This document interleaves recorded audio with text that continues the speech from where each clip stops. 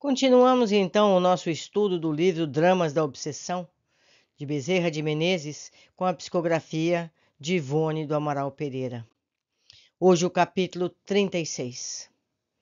Por uma dessas atrações vibratórias, que para a maioria dos pensadores se convertem envoltas de impenetráveis mistérios, a entidade Caetano prendera-se de profundo amor àquela que se tornaria sua mãe terrena, que realmente o fora, porque durante o longo período de gestação e desenvolvimento do seu corpo, tivera o perispírito poderosamente atraído para ela nos liames magnéticos necessários ao feito reencarnatório. É o escravo que matou o bebê.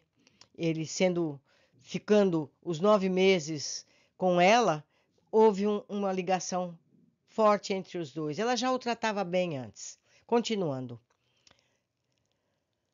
O efeito reencarnatório, num aconchego terno e emocional de irradiações amoráveis e encantadoras, que geralmente é o que produz o sentimento imperecível de uma mãe pelo seu filho e vice-versa, ainda que seus espíritos sejam desconhecidos. Temos aqui uma nota. Nem sempre esses elos são originários do amor. Poderão formar-se também no ódio, tendo em vista penosas expiações e reparações para o advento da reconciliação dos espíritos. Seguindo com o livro.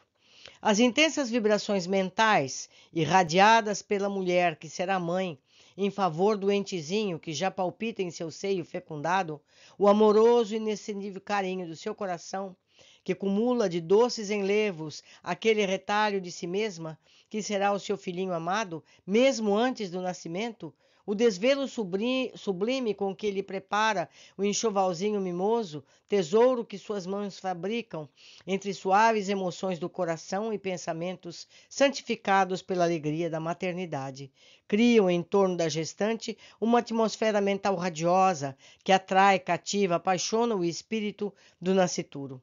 Enquanto comove o observador invisível que contempla as repercussões de um fato, produz nas vibrações de ambos vibrações que se entrecruzam, se entrelaçam num ósculo santo, a que ambos perfeitamente se adaptam.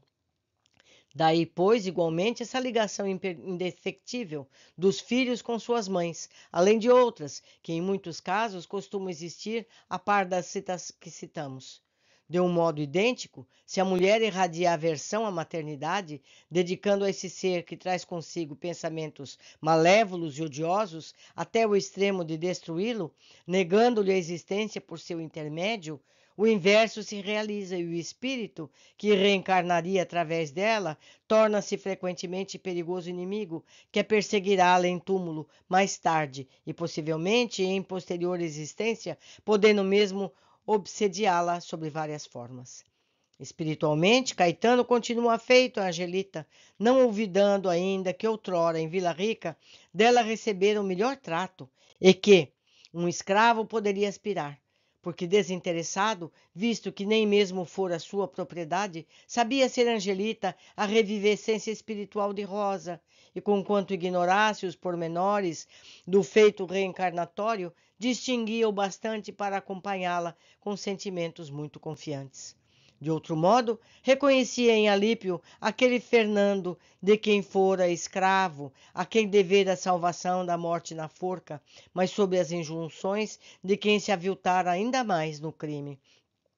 Não ignorava que, graças a tais delitos, teria que arrastar sobre a terra, mais dia menos dia, como reencarnado, vidas de expiações e trabalhos, e que por isso mesmo era de sua existência incorpórea no momento, era povoada de remorsos e alucinações lacinantes.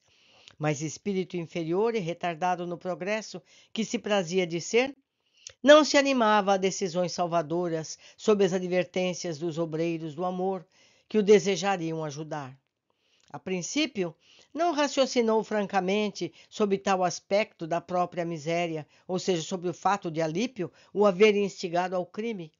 Este continuava para ele como sendo o bom senhor que o alimentara outrora da forca. Mas, assistindo agora diariamente à impiedade deste contra a pobre Angelita, entrou a raciocinar que o mesmo Alípio, o Fernando de Vila Rica, fora o causador das desgraças que afligiam aquela amiga querida e também da sua própria situação miserável?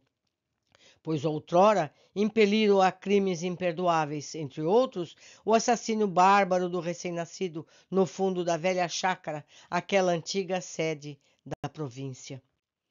Com o desaparecimento da enferma dos liames carnais, recrudesceu a sua irritação contra o Deus preocupado viúvo, a quem passou a responsabilizar também pela morte desta.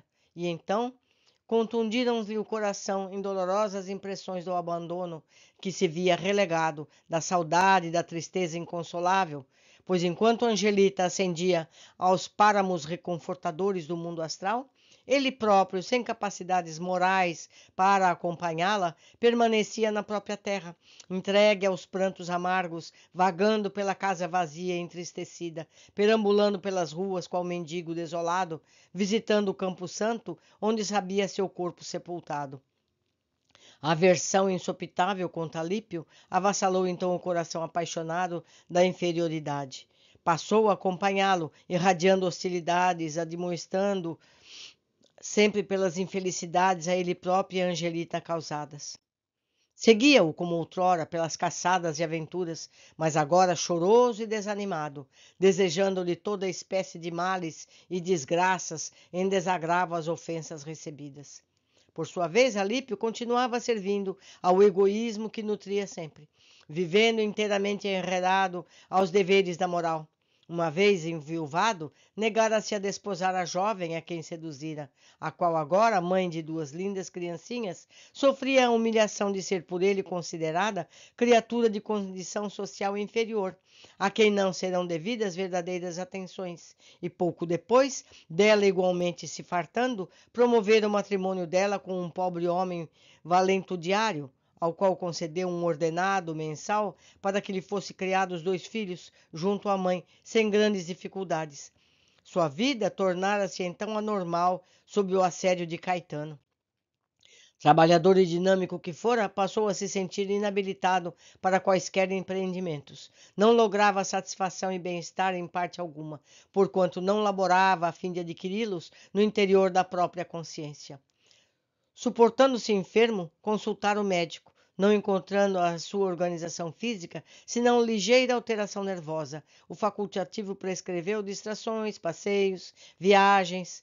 Alípio então se pôs a viajar daqui para colar, entregando-se a prazeres desordenados, teatros licenciosos, amores condenáveis, frequências a clubes noturnos onde se embrutecem as boas tendências da alma, jogos e libações em vinhos, etc., enquanto a entidade sofredora e endurecida do escravo de outrora continuava seguindo-o, qual repercussão lógica e irremediável do pecaminoso passado que ainda não fora expungido do seu destino. Meus amigos, ele continua no mau caminho. O próximo capítulo é o último. Estarei com vocês com alegria para concluir esse livro. Abraços!